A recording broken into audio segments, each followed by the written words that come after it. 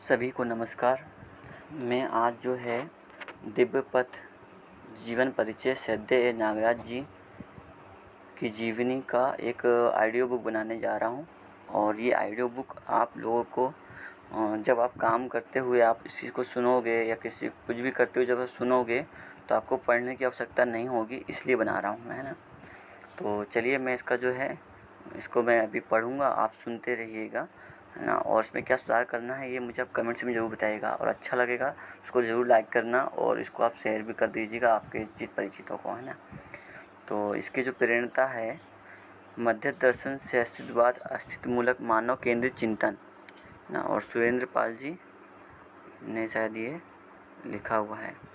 तो लेखकी जब मैंने प्रथम बार जीवन विद्या परिचय शिविर जून 2010 में भाग लिया, तभी से आदरणीय बाबाजी श्री अग्रहर नागराज जी बनाम ए नागराज जी के जीवन को लेकर एक उत्सुकता ने जन्म लिया, जो मध्य दर्शन के अध्ययन के दौरान गहराती गई।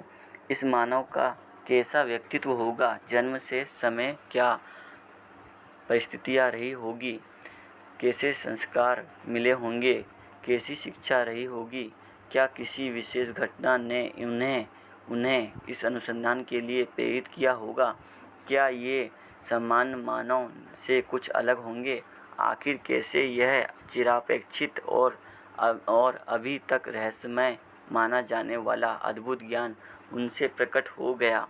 मुझे लगता है इस धरती की उत्सुकता जीवन विद्या अथवा मध्य दर्शन के संपर्क में आए प्रत्येक व्यक्ति के मन में होती होगी। आखिर मानव इतिहास में ऐसे उदाहरण हैं ही कितने जब किसी मानव ने अंतिम अथवा परम सत्य को जानने के लिए अपना सब कुछ दांव पर लगा दिया हो। यूँ तो आदरणीय बाबाजी द्वारा रचित साहित्य तथा उनके उद्बोधनों में उनके साथ रहे कुछ साथियों से सुने संस्मरण में बाबाजी के जीवन की कुछ झलकियाँ मिलती रही, परंतु उन सब ने भी आग में घी डालने का ही काम किया तथा बाबाजी की मनस्थिति की यात्रा के बारे में और जानने की उत्सुकता तीव्र होती गई। इसलिए जब अहमदाबाद में एक गोष्ठी में एक साथी ने बाबाजी की जीवनी की बात उठाई, तो मैंने बाबाजी के साथ रहे कुछ शिष्यों, साधन भाई, सोम भाई, अंजनी भाई आदि से इस बिंदु पर चर्चा करने का निर्णय लिया। संयोग से कुछ दिन बाद 1 से 10 फरवरी 2014 ही दिन अध्ययन के लिए छोटी रायपुर छत्तीसगढ़ जाना था तथा उस दौरान बाबाजी का वहाँ रहना भी तय था।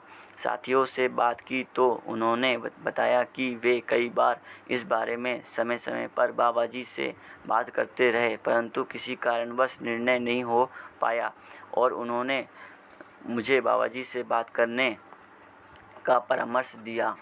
बाबाजी से बात हुई तो उन्होंने इसकी अनुमति दे दी तथा इसकी जिम्मेदारी भी मुझे मिली। तुरंत ही फरवरी 2014 के अंतिम सप्ताह में लगभग 10 दिन अमरकंटक में बाबाजी व परिवार के सदस्यों के साथ रहकर सबसे बात कर इसको लिखना प्रारंभ कर दिया। इस पुस्तक की वस्तु का मूल स्रोत आदरणीय बाबाजी ही है। इसमें लिखी हुई अधिकतम सूचनाएं बाबाजी ने मुझे स्वयं बताई है और कुछ बातों का वर्णन उन्होंने अपने उद्बोधनों में समय समय पर किया है, जिनको प्रकाशित पुस्तकों में यहाँ वहाँ पर पहचाना जा सकता है। साथ ही बहुत सी बातें मुझे उनकी सुपुत्री सुश्री शारदा अम्बाजी, पुत्र वधू श्रीमती सुनीता जी तथा श्रीमती पूजा जी, सुपुत्र श्री मार्कंडेय जी एवं श्री लक्ष्मी प्रसाद जी तथा साधन भाई जी, जो आदरणीय बाबाजी व परिवार के साथ 22 वर्षों से रह रहे हैं, श्रीमती महिमा जी, श्री राम भाई जो अपनी पत्नी श्रीमती गौरी जी के साथ लगभग 2 वर्ष से परिवार में रह रहे हैं, तथा अन्य जिज्ञासुओं से भी पता चली जो बाबाजी द्वारा अनुमोदित कराई गई।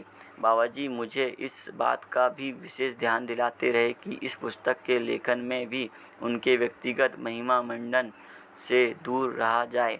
हमेशा मुझे मध्य दर्शन से अस्तित्ववाद के महत्व को ही बताते रहे। बाबाजी के साथ वार्तालाप में इस पुस्तक का प्रयोजन भी निश्चित हुआ। इस पुस्तक को पढ़ने वाले को मध्य दर्शन के अध्ययन में रुचि उत्पन्न होना। आशा है कि यह प्रयोजन सफल होगा। इस पुस्तक को लिखने की अवधि में मुझे स्वयं में स्पष्टता बढ़ती दिखाई दी और एक तृप्ति का एहसास बना रहा। फिर भी निवेदन है कि जहाँ पर भी मध्य दर्शन से अस्तित्ववाद के मूल सिद्धांतों का वर्णन इस पुस्तक में किया गया है और कहीं भी उसमें आदरणीय बाबाजी द्वारा रचित ग्रंथों वाङ्मय में वर्णित वस्तुओं से विरोधाभास जैसा दिखता है, तो वाङ्मय को ही सही माना जाए। इस पुस्तक में किसी भी त्रुटि की जिम्मेदारी केवल मेरी ही है। इस पुस्तक को लिखने में मुझे अनेक साथियों का योगदान मिला, जिसके लिए मैं सभी का आभारी हूँ। प्रत्यक्ष रूप से मिले योगदान के लिए मैं अम्बा दीदी, साधन भाई, BR भाई, श्री राम भाई, गौरी बहन, हिमांशु भाई का आभारी हूँ। मैं उन सभी मनीषियों के प्रति कृतज्ञ हूँ जिन्होंने मध्य दर्शन के उद्घाटन एवं पावन धरा पर अवतरण की यात्रा में सहयोगी एवं सहयात्री की भूमिका निभाई और आज सशरीर हमारे बीच नहीं हैं। इनमें सर्वप्रमुख माताजी नागरत्ना देवी, श्री नंद कुमार श्रीवास्तव, श्री यशवंत कुमार सिंधु, श्री ANS पुराणिक, श्री अशोक शर्मा, डॉक्टर यशपाल सत्य और अनेक मनीषियों को मैं श्रद्धा सुमन अर्पित करता हूँ। इस अवसर पर मेरे अग्रज एवं वशिष्ठ भ्राता भगिनियों श्री राजन शर्मा, श्री रणसिंह R, श्री गणेश बागड़िया, अंजनी भैया एवं परिवार, श्रीमती अनीता शाह और परोक्ष रूप से सहायता के लिए स्मरण कर गौरवान्वित अनुभव करता हूँ। तो आस्था, श्रम व सेवा। भारतवर्ष के कर्नाटक राज्य में स्थित हासन जिले में रामनाथपुर के पास अग्रहार गांव देखने सुनने में बिल्कुल एक साधारण गांव जैसा ही है। आधुनिक शिक्षा एवं तकनीक विकास का प्रभाव हर तरफ फैला हुआ दिखता है। आज लगभग हर घर में टेलीविज़न, कम से कम एक मोटरसाइकिल, फ्रिज, फ़ोन और बिजली का प्रकाश है। ग्राम पंचायत द्वारा घर घर पानी की आपूर्ति है। आधुनिक शिक्षा गांव में करीब 200 घर है और आसपास के शहरों से सड़क से जुड़ा है। किंतु आज कोई वेदों का ज्ञाता तथा अध्ययन कराने वाला हथेली पर चिराग लेकर ढूंढने से अग्रहार तो क्या पूरे कर्नाटक में भी मिलना मुश्किल सा लगता है। परंतु 20वीं सदी के दूसरे दशक में इस गांव की तस्वीर भी देश के अन्य गांव की तरह आज से बिल्कुल अलग थी। मिट्टी का तेल जलाकर रोशनी होती थी, कुओं से पानी लिया जाता था तथा पारंपरिक शिक्षा बच्चों को दी जाती थी। गांव में करीब 100 घर थे, जिनमें 30 वेदमूर्ति सांकेतिक ब्राह्मीण कहलाने वाले परिवारों के तथा शेष परिवार अन्य मिले जुले जातियों के थे। उस समय अग्रहार में लगभग 50 वेदमूर्ति थे। वेदमूर्ति परिवारों में ज़्यादा से ज़्यादा छुआछूत तथा कट्टरपंथियों परंपरा थी। अन्य जातियों के साथ में तो सोचना ही अलग असंभव है। यदि आपस में भी कभी खाना खाते समय एक दूसरे को छू लिया तो तुरंत ही दोनों को खाना छोड़कर उठना होता, ठंडे पानी में डुबकी लगाना होता, जनेऊ बदलना पड़ता, फिर पंच नारियल बुजुर्गों को दान देकर ही कुछ कर सकते थे। ऐसे ही एक वेदमूर्ति युगल श्रीनिवास शर्मा एवं श्रीमती सुंबा के सुपुत्र श्री नरसिंह शर्मा और उनकी पत्नी श्रीमती वेकम्मा घोर वैदिक परंपरा से अपना जीवन जी रहे थे। दोनों को ही विद्वता विरासत में मिली हुई थी। श्रीमती वेकम्मा के बड़े भाई श्री विश्वेश्वरैया ने अनेक विद्वानों को वेदों की शिक्षा दी थी, जिनमें श्रृंगेरी के शंकराचार्य श्री चंद्रशेखर भारती भी शामिल थे और श्रीमती वेंकम्मा स्वयं आयुर्वेद तथा ज्योतिष में पारंगत थी। यह महारत श्रीमती वेंकम्मा ने अपने पिताजी से प्राप्त की थी। इन्होंने ही सन 1920 की जनवरी 14 को सैंग 7 बजे मकर संक्रांति के दिन अपनी 5वीं संतान के रूप में एक शिशु को जन्म दिया, जिसका नाम नागराज रखा गया। बालक नागराज ने जब होश संभाला तो पाया कि सबसे बड़ी बहन सुब्बा लक्ष्मम्मा और उनसे छोटी सीता लक्ष्मम्मा की शादी हो चुकी थी। बड़े भाई अनंत नारायण शर्मा गांव के स्कूल में पढ़ने जाते थे और अंग्रेजी भाषा में भी बात करते थे। तीसरी बहन रुकमानम्मा नागराज से लगभग 2 साल बड़ी थी और छोटे भाई रामनाथ अभी लगभग 1 वर्ष के रहे होंगे। होश संभालने के बाद की यदि कोई घटना का वर्णन करने की बात आती है तो वह बालक नागराज का अपने मामाजी के साथ मेले में जाने का वृत्तांत। एक दिन मामाजी अपने नन्हे भांजे बालक नागराज को कंधों पर बिठाकर गांव में लगे मेले को दिखाने गए। वहां पर एक जादूगर अनोखे करतब दिखा रहा था। वह एक बांस के टुकड़े पर उसे बिना जमीन में गाड़े चढ़ गया तथा उसके बाद उसकी पत्नी और बच्चा भी चढ़ गए। वह देखकर बालक नागराज को अच्छा लगा और भी बहुत कुछ किया। उसने अपने लड़के को काट दिया और उसका खून भी दिखाया। तत्पश्चात उसने कंकड़ पत्थर लिया, एक सूप में डाला, कपड़े से ढका और डुगडुगी बजाने लगा। फिर लोगों को दिखाया कि वह सब सोने का मोहर बन गया। लोगों को मोहर देने लगा। एक मोहर मामाजी को भी दिया। उसके बाद उसने उसी सूप में भीख मांगना शुरू कर दिया। बालक नागराज ने मामाजी से पूछा, इसने तो अभी अभी सोना बनाया, फिर भीख क्यों मांगता है? मामाजी बोले, क्या बोलते हो? चुप रहो। मेला घूमने के बाद घर आए और खाना खाया। फिर जेब से मोहर को निकाल देखा तो वह कंकड़ पत्थर था। बालक नागराज ने निष्कर्ष निकाला कि वह सब तो मूर्खता का कार्य था और तब से ही चमत्कार को नमस्कार करना बेवकूफ़ी मान लिया। बालक नागराज के बचपन से ही घर में किसी चीज़ की कोई कमी नहीं थी। 1.5 एकड़ ज़मीन थी जिसमें नारियल, सुपारी, पान एवं केला पैदा किया जाता था और गाय थी जिनसे दिन में लगभग 40 किलो दूध हो जाता था। अटारी में सूखा नारियल और गुड़ रखा होता था तथा उपलब्ध कराए पैसे दीवारों से ईंट निकालकर बने गड्ढे में रखे रहते थे। दूध, फल व सब्जियों का उत्पादन परिवार की आवश्यकता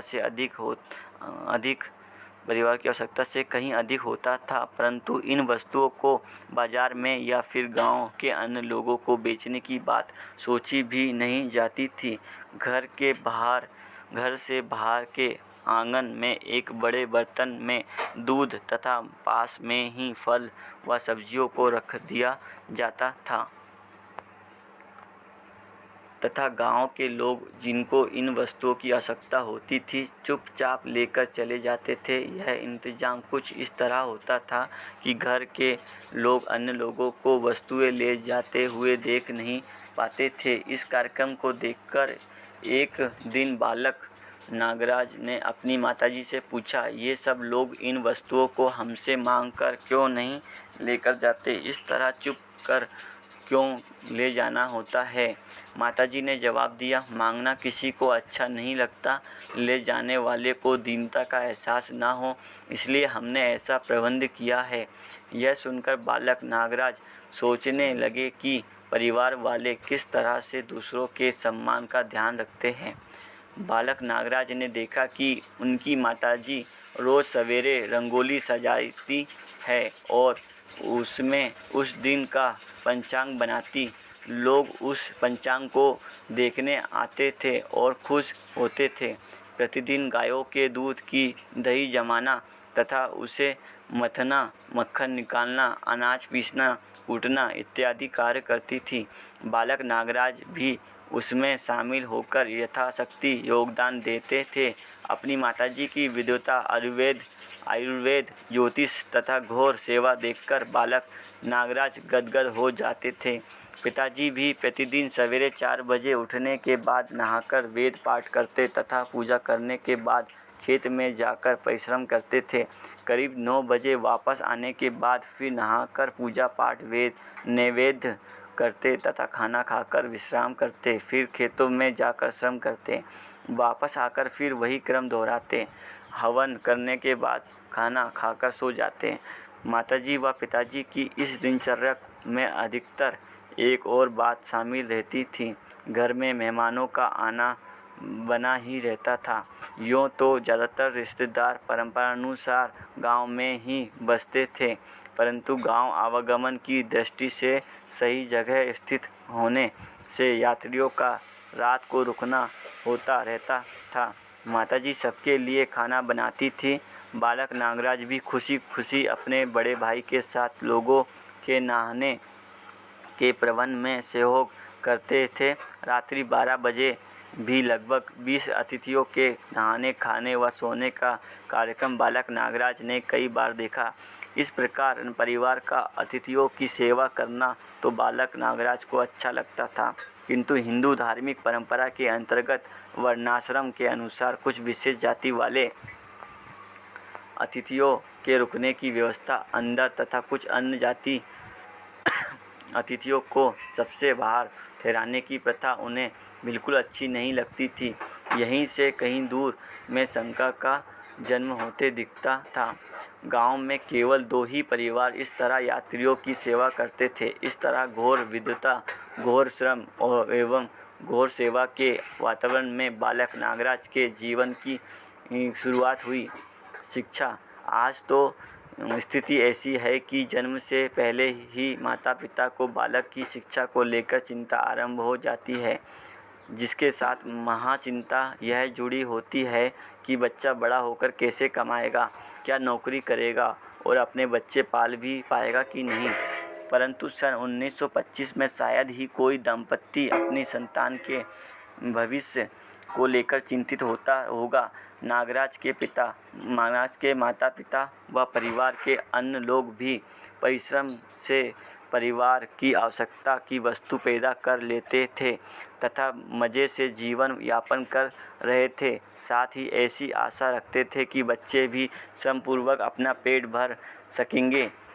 नौकरी को तो महापाप मानते थे। इच्छा थी तो यही कि बच्चे भी वैदिक परंपरा को आगे बढ़ाएं।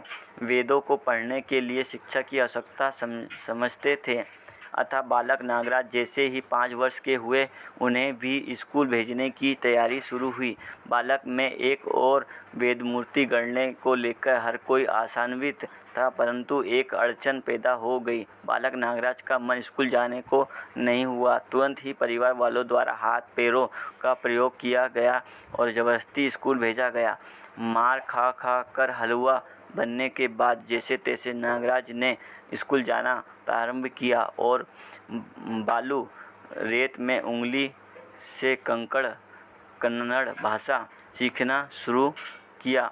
घर में संकेती बोली जाती थी, जो कि तमिल व कन्नड़ का मिश्रित स्वरूप थी। अध्यापक घर में ही रहते थे, इसलिए पढ़ने से छुटकारा नहीं दिखता था।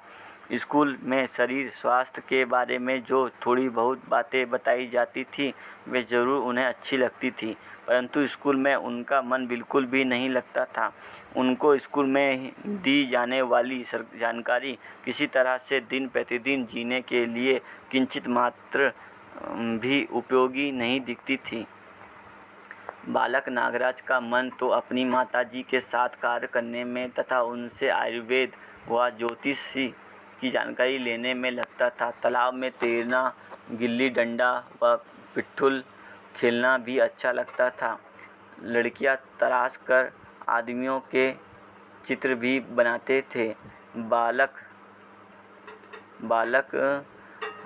नागराज को सबसे ज़्यादा गाय चराना पसंद था। गायों को चराने में बहुत श्रम तो करना नहीं पड़ता और अतिरिक्त समय भी अधिक रहता, अतः समय बिताने के लिए बांसुरी बजाते रहते थे। सामान्यतया आदमी गायों के पीछे चलता देखा जाता है, परंतु गाय बालक नागराज के पीछे चलती थी। जब बालक नागराज किसी वृक्ष के नीचे सो जाते तो गाय भी उनके आसपास ही सो जाती थी। बालक नागराज का ध्यान एक बात पर गया कि उनकी छोटी उम्र होने के बावजूद भी गांव के अन्य जाति के बुजुर्ग उनका बड़ा सम्मान करते थे, प्रणाम करते, उनकी पूजा करते थे। कोई तो उनके सामने दंडवत हो जाते थे। उनके मन में विचार आते, मैंने इन्हें क्या दे दिया जो ये मुझे प्रणाम करते हैं, मेरा सम्मान पूजा करते हैं। इस बात का जिक्र माताजी से करते तो वह बस मुस्कुरा दिया करती। इस तरह इस बारे में वह हमेशा सोचते रहे, परंतु 10 से 11 वर्ष के होने के बाद ही इसके बारे में किसी से पूछने का निर्णय किया। बड़े होने लगे तो बड़े भाई के साथ मिलकर दूध दूहना भी शुरू कर दिया। माताजी के साथ जंगल में जाते और औषधि योग्य वनस्पतियों की जानकारी प्राप्त करते, जो उनको आज भी याद है। जहाँ स्कूल में कन्नड़ लिखना, पढ़ना और बोलना सीखते, घर में अंग्रेजी बोलना तथा हिंदी और संस्कृत पढ़ना, लिखना व बोलना प्रारंभ किया। परंपरा अनुसार 7 वर्ष होते होते श्री सुब्रमण्यम अवधानी से जो वेदमूर्ति थे, परंतु परिवार के नहीं थे, वेदों को पढ़ना शुरू कर दिया था। कोई भी बच्चा स्वयं के ही घर में उपलब्ध वेदमूर्ति से वेदों का अध्ययन नहीं करता था। उपनयन। एक दिन बालक नागराज अपने छोटे बहनोई रुकमानम्मा के पति, जो 20 वर्ष के थे, और रुकमनाया उस समय लगभग 8 से 9 वर्ष की थी, बालक नागराज लगभग 7 से 8 वर्ष के होंगे, के साथ कावेरी नदी के किनारे घूमने गए। सूर्य ग्रहण का दिन था। बहनोई का मन साधना करने को किया और आँख बंद कर ध्यान में बैठ गए। नागराज दूर बैठकर उन्हें देखने लगे। अचानक एक प्रबल चक्रवात बहनोई की ओर आता दिखा। नागराज जल्दी से उन्हें सावधान करने के लिए दौड़े, पर चक्रवात की गति तीव्र थी। उसमें बहनोई फंसे लट्टू की तरह घूमते हुए ऊपर की ओर उठकर जमीन पर गिर गए और मर गए। यह देखकर बालक नागराज दंग रह गए। उनके कानों में शादी के दौरान बोले हुए बुजुर्गों व ज्योतिषियों के स्वर गूंजने लगे। बहुत अच्छा वर है, लंबी उम्र तक जिएगा, लड़की जीवन भर खुश रहेगी। बहनोई की इस तरह अकस्मात मृत्यु देखकर उनका ज्योतिषी से आस्था समाप्त हो गई। यह सब सोचते हुए दौड़कर घर गए और माताजी, पिताजी व भाई को घटना के बारे में बताया। उन्होंने बहनोई का दाह संस्कार किया। बहन बाल विधवा हो चुकी थी। यह देखकर नागराज को दुख हुआ तथा ज्योतिषी से विश्वास उठ गया। कुछ दिनों के बाद बालक नागराज का उपनयन संस्कार हुआ। इसमें उनको काफ़ी उपदेश दिए गए, किसी को कब छूना और नहीं छूना बताया गया। फलस्वरूप एक दिन जब दासप्पा नाम के एक मित्र ने, जो मछुआरे जाति से था, खेलते समय नागराज को छुआ तो उनके मन में दासप्पा के प्रति द्वेष पैदा हुआ और उसको धक्का देकर दूर कर दिया, जिससे दासप्पा को बहुत अधिक चोट लग गई और वे बेहोश हो गए। यह देखकर बालक नागराज को अच्छा नहीं लगा और जनेऊ धारण करने व उससे संबंधित छुआछूत की कोई सार्थकता उन्हें नहीं दिखाई दी, अतः उपनयन संस्कार के मात्र 20 दिन के बाद ही जनेऊ उतारकर फेंक दिया और फिर कभी इस तरह छुआछूत का भाव उनके मन में नहीं आया। जिस परंपरा व रीति से अपने ही मित्र के प्यार में कमी आ जाए, उसे ढोना उनको बिल्कुल स्वीकार नहीं हुआ। जब भी इस तरह की कोई घटना होती तो परिवार को व उन्हें गांव वालों से, जिसमें बुजुर्ग भी शामिल होते, मिलने वाले सम्मान को लेकर मन में प्रश्न उभर आता था। अतः इस बार भी उठा। माताजी व पिताजी से पूछने पर पता चला कि उनके परिवार में कई पीढ़ियों से लोग सन्यासी होते रहे। उनमें से कुछ लोग अपनी समाधि के लिए स्वयं गड्ढा खोदे, उसमें बैठे, ऊपर से मिट्टी डालकर शरीर त्याग दिए। इन बातों से परिवार का सम्मान होता था, जो नागराज को भी मिलता है। फिर प्रश्न इस बात से उभर कर आया, इस तरह समाधि में बैठकर और शरीर त्याग कर उन्होंने परंपरा के लिए लोगों के लिए क्या दे दिया। इन सब विचारों के चलते बालक नागराज ने जैसे तैसे शिक्षा पूरी की, जिसमें कन्नड़ को बालू, रेत में उंगली के बाद लकड़ी, उसके बाद सीख और फिर पेन से लिखना सीख लिया। गणित में जोड़ना घटाना तथा भिन्न भी सीखा। उसके बाद स्कूल जाना बंद कर दिया, परंतु घर पर माताजी से आयुर्वेद व परिवारजनों से हिंदी संस्कृत का लिखना पढ़ना तथा अंग्रेजी बोलने का कार्यक्रम जारी रहा। गाय चराना, दूध दूहना और अन्य गृह कार्य भी करते रहे। इस समय किशोर नागराज की आयु लगभग 11 वर्ष थी। उनकी माताजी से बालक नागराज की आयुर्वेद व ज्योतिषी की शिक्षा मिली। अतः एक दिन माताजी ने उन्हें श्री विद्या की दीक्षा दी। बाद में गुरुजी से भी सहमति प्राप्त की। आगम तंत्र की उपासना 3 प्रकार से की जा सकती है: विष्णु आगम तंत्र, शिव आगम तंत्र तथा शाक्त आगम तंत्र। शाक्त आगम तंत्र उपासना में शक्ति के 3 रूपों की पूजा व उपासना की जाती है: बाला सुंदरी तथा राजेश्वरी। बाह्य न्यास तथा अंतर्न्यास विधि से शरीर के अंगों में देवताओं को बिठाया जाता है और उनकी पूजा व आराधना की जाती है। इस विधि से 3 शक्तियों का जागरण किया जाता है: क्रिया शक्ति, इच्छा शक्ति एवं ज्ञान शक्ति। श्री विद्या उपासना में किशोर नागराज 2 से 4 घंटे प्रतिदिन लगाते थे। इस तरह खेतों में श्रम, गाय चराना, माताजी के साथ दवाइयाँ बनाना, सेवा तथा उपासना करने में दिन गुजरता था। 12 से 14 वर्ष की अवधि में संगीत के प्रति रुचि जागृत हुई। संगीत वादक यंत्र वीणा के प्रति परिवार की सहमति थी। अग्रहार में ही 2 संगीतज्ञों को जानते थे। श्री कृष्ण मूर्ति बांसुरी एवं वीणा बजाते थे तथा श्री चिन्नप्पा गाते थे। श्री कृष्ण मूर्ति से वीणा बजाना सीखना प्रारंभ कर दिया। आपको राग तोड़ी बहुत पसंद आता था और इसके साथ साथ स्वयं स्फूर्त विधि से लोहार, बढ़ई, कुम्हार, कपड़ा बुनने आदि का कार्य सीखना भी शुरू कर दिया।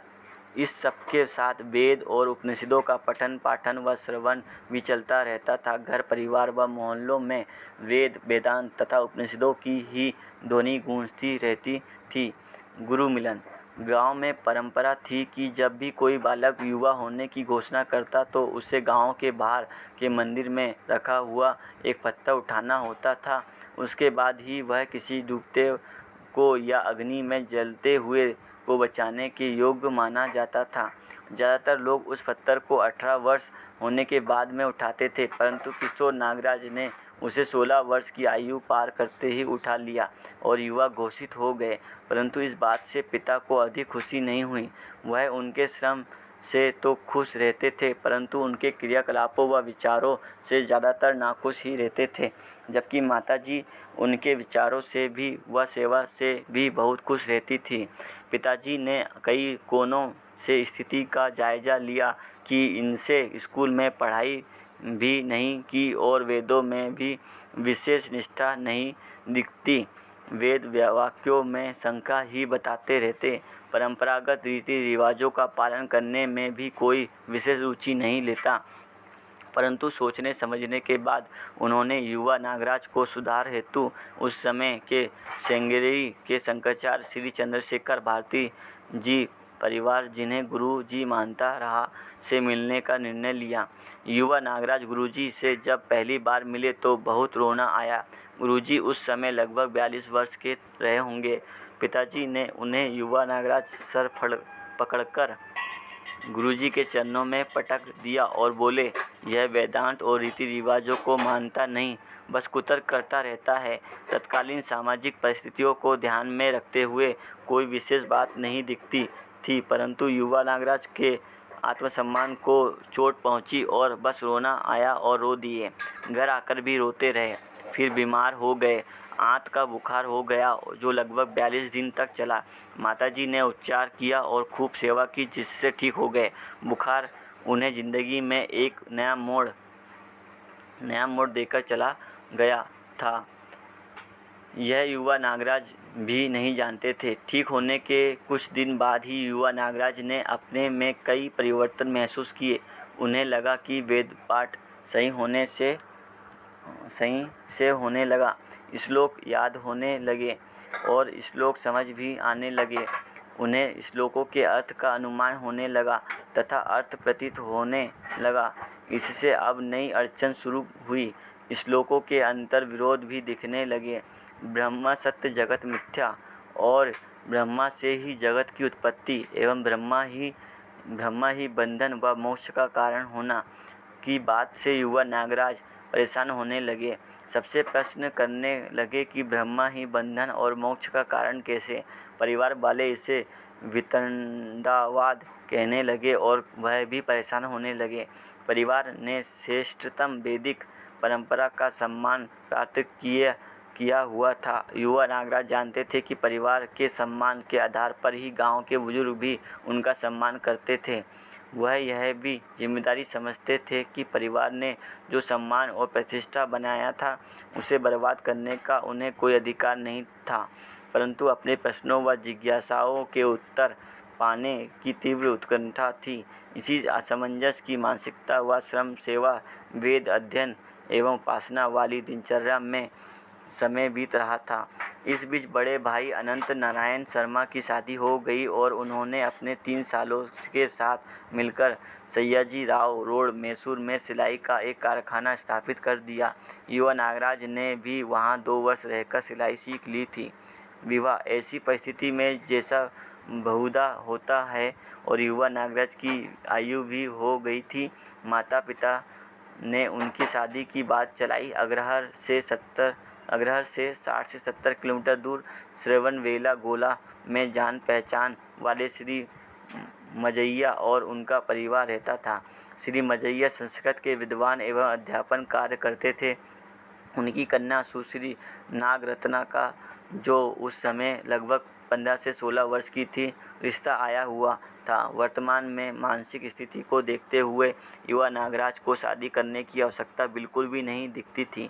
उन्होंने शादी का विरोध किया। परिवारजनों से ज़्यादा दबाव आया तो गुरुजी से मिलने गए और कहा, मुझे शादी नहीं करनी है, मुझे ज्ञान पाना है, आप इस शादी को रुकवा दीजिए। गुरुजी ने कहा, ठीक है, 1 साल के लिए रुक सकती है। इस बीच आप काशी जाकर साधना कीजिए। युवा नागराज को तो जैसे खजाना मिल गया हो। श्रृंगेरी से ही घर एक पत्र भेज दिया जिसमें गुरुजी की आज्ञा का वर्णन था और वहीं से ही सीधे काशी रवाना हो गए। इस तरह 20 वर्ष की आयु में युवा नागराज काशी पहुंच गए। वहां क्षेमेश्वर घाट पर केदार गली में रहने लगे। युवा नागराज ने पाया कि काशी में अनेक अन्न क्षेत्र है जहाँ अनेक साधु सन्यासी तीनों समय का भोजन करते तथा अपने अपने ढंग से साधना करते थे, परंतु युवा नागराज को अन्न क्षेत्र में भोजन करना स्वीकार नहीं हुआ। उन्होंने श्रम पूर्वक उत्पादन कर अपना भरण पोषण करने का निर्णय लिया। वह सिलाई का कार्य करने लगे। उससे प्रतिदिन 4 से 6 रुपये कमाई हो जाती तथा उसमें लगभग 1 रुपये के पास के होटल में शाकाहारी भोजन खाते और बचा हुआ पैसा लोगों में बांट देते थे। इस तरह प्रतिदिन शून्य की स्थिति में पहुंच जाते थे। ज़्यादातर समय शास्त्रों के पठन, भजन और उपासना में लगाते थे। श्लोकों के अर्थ जो विचारों में आते थे उसे साक्षात्कार मानने लगे तथा एक समय ऐसा लगने लगा कि उन्हें शिवजी के दर्शन होने लगे। शिवजी को देखने का भ्रम लगभग 30 वर्ष पश्चात साधना के दौरान ही दूर हुआ। इस तरह काशी में 1 वर्ष बिताकर वापस अग्रहार चले आए। माता पिता तो इंतजार कर ही रहे थे। कन्या पक्ष के लोग भी नवरत्ना से युवा नागराज के विवाह की आशा में राह देखते थे। नागराज के वापस आते ही सबने मिलकर उनका विवाह 22 वर्ष की आयु में संपन्न कर दिया। विवाह उत्सव 7 दिन तक चला। युवा नागराज की माताजी व उनकी पत्नी की आपस में अच्छी बनती थी अतः नागराज ने अपनी माताजी की बात तथा पत्नी की सलाह मानकर जिंदगी जीना शुरू किया। पति पत्नी दोनों ही अपने माताजी, बड़े भाई व गुरुजी की आज्ञा पालन करते थे। इससे उनमें आपस में कभी भी कोई मामले को लेकर वाद विवाद नहीं हुआ। उन्हीं दिनों की एक घटना है कि बाल विधवा बहन के ससुर किसी कार्यवश अग्रहार पधारे हुए थे। उन्होंने एक चर्चा के दौरान युवा नागराज से आग्रह किया कि उनकी बात का उत्तर नागराज लिखित में एक पत्र के द्वारा भेजे। पत्र लिखने की बात सुनकर युवा नागराज की बहन ने आक्षेप किया, इसकी छाती फाड़ने से भी 2 अक्षर नहीं निकल पाएंगे। आक्षेप से कुछ पीड़ित होकर नागराज ने होसपेट के पास पंपापति हम्पी में पत्थर की एक गुफा में एकांतवास किया। बिना कुछ खाए पिए केवल नदी का पानी पीते थे। वहाँ लगभग 45 दिन रहे थे। वहाँ रहकर छंदों के मर्म को समझने एवं छंदबद्ध करने की कला आ गई और कविता बोलने तथा लिखने लगे। तत्पश्चात बहन के ससुर को एक पत्र कविता की शैली में लिखा जिसके कविता बोलने तथा लिखने लगे। तत्पश्चात बहन के ससुर को एक पत्र कविता की शैली में लिखा जिसका उत्तर कभी नहीं आया। इसका प्रभाव यह हुआ कि कविता और लेख लिखने का कार्यक्रम चल निकला। अनेक आयोजनों व सभाओं में कविता पाठन व गायन तथा अनेक पत्रिकाओं में लेखन करने लगे। इन कविताओं को पढ़ सुनकर लोग गदगद होने लगे। इसी क्रम में एक बार देश की स्वतंत्रता की जुड़ी एक सभा में कविता करने के बाद परिचितों के साथ बैठे हुए थे। उस समय की अंग्रेजी सरकार सभा में शामिल लोगों को देशद्रोही मानती थी। पुलिस ने सभा में बैठे लोगों पर गोलियां चला दी। नागराज के बाएं और दाएं बैठे दोनों लोग गोली खाकर मारे गए। नागराज संयोगवश बच गए और किसी तरह से मरे हुए परिचितों के मृत शरीरों को उनके घर पहुंचाकर अपने घर गए। कविता पाठ व लेखन का क्रम लगभग 2 वर्ष तक चला। तत्पश्चात उनकी निरर्थकता को पहचानते हुए कविता को तिलांजलि दे दी। इस बीच विवाह के लगभग 2 वर्ष बाद अपनी पहली संतान नरहरि का जन्म हुआ। पहली पत्नी के माता पिता नागराज जी के ससुर की इच्छानुसार हरि को उनके पास भेज दिया। इस अवधि में मद्रास प्रेसिडेंट के स्थित विजयवाड़ा में जाकर उत्पादन से संबंधित कार्यभार संभाला तथा उससे कुछ रुपए अर्जित किए, परंतु इस कार्य में भी उनका बहुत मन नहीं लगा। रहकर वही प्रश्न अंतःकरण में गूंजते, यदि ब्रह्म सत्य से ही जगत की उत्पत्ति हुई तो यह सब जगत मिथ्या असत्य कैसे है? ब्रह्मा ही बंधन और मोक्ष का कारण कैसे? यदि सब कुछ ब्रह्मा की ही लीला है तो मेरे होने या ना होने का क्या अर्थ है? मेरे स्वत्व का मेरे कर्म करने का क्या अर्थ है? आखिर यह सब जीवन व्यापार किस लिए? अतः विजयवाड़ा का कार्य मित्र को सौंप कर वापस अपने गांव अग्रहार आ गए और पारिवारिक जीवन जीते हुए अपनी शंकाओं के समाधान की प्राप्ति को प्राथमिकता देते हुए हर संभव प्रयास में जुटने का निर्णय लिया। आर या पार, ब्रह्म सत्य, जगत असत्य, मिथ्या, बंधन, मोक्ष, समाधि, संन्यास इत्यादि बिंदुओं को लेकर अनेक प्रश्न युवा नागराज के मन में एक साथ उठते थे, किंतु शंका निवारण का कार्यक्रम बचपन में उठे प्रश्न को लेकर ही आरंभ किया।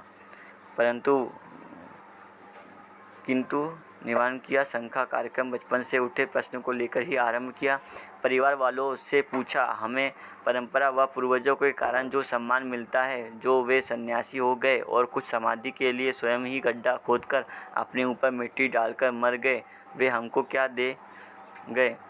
परिवार वालों को इसका उत्तर देने में काफ़ी परेशानी होने लगी। अंततोगत्वा उत्तर मिला, शास्त्रों में संन्यास के बारे में लिखा है कि उससे कल्याण होता है। युवा नागराज ने तो सत्य की तह तक जाने की ठान ली थी। वह आगे बोले, उनके संन्यास से यदि कुछ कल्याण हुआ तो उसका क्या प्रमाण है? तुम वेदांत को ठीक से समझे नहीं हो। आक्षेप आया, वेदांत को ठीक से समझने के लिए क्या करना होगा? शास्त्रों का विधिवत अध्ययन करना पड़ता है। यह सुनकर युवा नागराज वेदों के विधिवत अध्ययन के लिए तैयार हो गए। उनके मामाजी ने श्रृंगेरी के शंकराचार्य सहित अनेक विद्वानों को अध्ययन कराया था, अतः उन्हीं से शास्त्रों को समझने का निर्णय लिया। घर छोड़कर मामाजी के साथ रहकर वेदों का अध्ययन प्रारंभ कर दिया। इस तरह लगभग 5 वर्ष तक अध्ययन करने के पश्चात एक दिन मामाजी ने कहा कि उनका अध्ययन पूर्ण हो गया। उनके वेद उच्चारण को सुनने के लिए लोग उमड़ उमड़ कर आते थे। युवा नागराज वेदों के श्लोकों को तो कंठस्थ कर चुके थे, परंतु उन्हें स्वयं के प्रश्नों का उत्तर मिल गया था, ऐसा वह नहीं कह सकते थे। अतः अपनी माताजी की उपस्थिति में उन्होंने मामाजी से संवाद किया। बंधन और मोक्ष क्या है? हम मायावश बंधन में रहते हैं, और जब आत्मा ब्रह्मा में विलय हो जाती है उसे मोक्ष कहते हैं। आत्मा कहाँ से आया? ब्रह्मा स्वयं जीवों के हृदय में आत्मा के रूप में निवास करता है। जब जीव समस्त प्रयास मुक्त होने के लिए अर्थात आवागमन से मुक्त होने के लिए ही करता है तथा उसके लिए आत्मा को ब्रह्मा में विलय होना ही है, तब ब्रह्मा को आत्मा के रूप में जीव के हृदय में बैठने की क्या आवश्यकता है? ब्रह्मा ही कैसे आत्मा बनकर जीव के हृदय में बैठता है? फिर क्यों स्वयं में विलय होकर मोक्ष चाहता है? अब मामाजी तथा अन्य उपस्थित विद्वान एक दूसरे का मुख ताकने लगे थे, बगल झाँकने लगे थे। माताजी अपने प्रिय भांजे को इतना पढ़ाकर भी उसकी जिज्ञासाओं को तृप्ति ना कर पाने के कारण परेशान होने लगे थे। युवा नागराज का उद्देश्य कोई वाद विवाद करना, शास्त्रार्थ जीतना अथवा किसी को तनिष्क सा भी दुख पहुंचाने का नहीं था। वह तो बस अपनी शंकाओं का समाधान पूर्ण उत्तर ईमानदारी से चाहते थे। उन्होंने अपना प्रश्न जारी रखा। मैंने वेदांत अद्वैत मोक्ष में पढ़ा है कि ब्रह्मा ही बंधन व मोक्ष का कारण है। मुझे समझाए कि यह ब्रह्म ही बंधन और मोक्ष का कारण कैसे? उपस्थित विद्वानों से कोई निश्चित उत्तर नहीं मिला, बल्कि विद्वान लोग उन वाक्यों को दोहराने लगे थे जो उन्होंने शास्त्रों में पढ़े रखे थे। युवा नागराज के विधिवत प्रश्नों का कोई सटीक उत्तर उन्हें नहीं दिखता था, फिर भी साहस जुटाकर उत्तर दिया। यह ब्रह्म ज्ञान से समझ में आता है। ब्रह्म ज्ञान क्या है? ब्रह्म अव्यक्त और अनिर्वचनीय है। यह गुड़ खाया हुआ गूंगा जैसा है, बोल या समझ नहीं सकते। फिर ऐसे ब्रह्म ज्ञान का क्या मतलब? और फिर बोलने वाला भी तो गुड़ खाता है। यह जगत ब्रह्मा लीला है। उपस्थित विद्वानों ने अंतिम तर्क दिया। अब नागराज चर्चा के अंजाम तक जाना ही चाहते थे। अब रुकने का कोई सवाल ही नहीं था। व्यंग्यात्मक अंदाज में बोले, देखिए, संसार में जो लोग दारू पीते हैं वे बढ़िया लीला करते हैं। जो पागल हो जाते हैं और ज़्यादा बढ़िया लीला कर लेते हैं, तो क्या ब्रह्मा को पागल या पियक्कड़ माना जाए? यहाँ पर परिवार वालों ने हथियार डाल दिए और विद्वानों के बीच में इस तरह की भाषा व तर्क करने के पश्चात भी अपने मामाजी की सामाजिक प्रतिष्ठा के रहते किसी भी प्रकार की संभावित शारीरिक व मानसिक पीड़ा से बच गए। परंतु युवा नागराज के अंतःकरण में निरंतर विचार चलते रहे। ज्ञान रूपी सत्य को परम पवित्र बताते हुए भी इसके छुपे रहने का क्या कारण हो सकता है? इस प्रकार ज्ञान के आधार पर क्या निर्णय किया जाए? मेरा परिवार वैदिक परंपरा को समर्पित है और अवश्य ही उनकी विद्या प्रमाणित हुई है, परंतु वस्तु का प्रमाण तो नहीं दिखता। संन्यास की इतनी अधिक महिमा के पीछे शास्त्र ही तो है। सभी शास्त्र, वेदांत व उपनिषद मिलकर किसी सच्चाई की एक सूचना ही मालूम होते हैं। ज्ञान का प्रमाण या साक्ष्य तो पुस्तक को नहीं, स्वयं मानव ही होना चाहिए। ईश्वरवादी या अध्यात्मवादी परंपरा में आस्था होते हुए भी नागराज के मन में ये सब बड़े प्रश्न चिन्ह बन गए थे। उनका उद्देश्य शास्त्रों अथवा परंपरा को गलत ठहराना नहीं था तथा परंपरा और परिवार के सम्मान का भी ध्यान निरंतर बना रहता था। अतः कभी कभी सोचते, क्या मेरा सोचना उचित नहीं है? यदि उचित है तो उत्तर क्यों नहीं मिल रहा है? तत्कालीन वेद मूर्तियों व उपनिषद वेदांत के संबंध में ज्ञान चर्चा करने वालों के सानिध्य में यथावत जिज्ञासाएं प्रस्तुत किए वेद मूर्ति विद्वानों को एकत्रित करना मेंढकों को एकत्रित करने जैसा लगा, किंतु मामा जी की ही प्रतिष्ठा के कारण वह एकत्रित हो पाए। उन विद्वानों से चर्चा करने से तथा उनके किसी भी उत्तर से समाधान तो नहीं मिला, संतुष्टि तो नहीं मिली, परंतु एक सुझाव अवश्य आया। इसको समझने के लिए तुमको स्वयं अनुभव करना पड़ेगा। अनुभव कैसे होता है? समाधि में अनुभव होता है। किस बात का अनुभव होता है? ज्ञान का, ब्रह्म का, ज्ञात होता है। अन्य कई महापुरुषों से भी कुछ इसी तरह का सुझाव आया कि समाधि में ज्ञान होता है। सभी मुद्दों पर विचार करने पर युवा नागराज ने अपने अंतःकरण में समाधि के लिए आवश्यकता को महसूस किया और अपने मन को तैयार किया कि उन्हें यह शरीर यात्रा समाधि के लिए अर्पित करनी ही होगी। उन्हें स्वयं के जीने के लिए उपरोक्त प्रश्नों का उत्तर जानना अत्यंत आवश्यक प्रतीत हो रहा था। यथार्थ ज्ञान के प्रति तीव्र जिज्ञासा हो गई थी। इन सब आध्यात्मिक प्रश्नों के साथ साथ राष्ट्र में तत्कालीन राजनीतिक परिस्थितियों का विचार कर भी उन्हें निराशा ही हाथ लगी।